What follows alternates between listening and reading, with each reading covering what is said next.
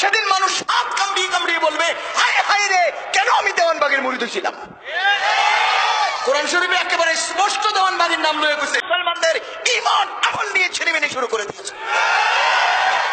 ও মুসলমান, বিপদে পড়বেন, খোদার কসম বিপদে পড়বেন। যেদিন বুঝে আসবে, সেদিন বুঝে আসবে, দিন আর হাত কামড়িয়ে কোনো লাভ হবে না। ইয়াউমা ইয়াউদ্দু যালিমু ওয়া ইয়াকুলু ইয়া লাইতানি লাম আত্তাখিজ দেওয়ানবাগী খলিলা। আমার আল্লাহ সূরা ফুরকানে কয়, সেদিন মানুষ হাত কামড়িয়ে কামড়িয়ে বলবে, হায় হায় রে, কেন আমি দেওয়ানবাগের মুরিদ ছিলাম।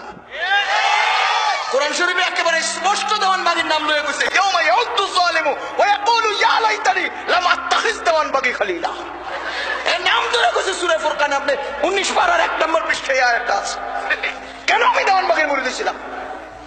কিয়ামতের দিন কামড়াবেন, কোনো লাভ হবে না, চিৎকার করবেন, কোনো ফায়দা হবে না।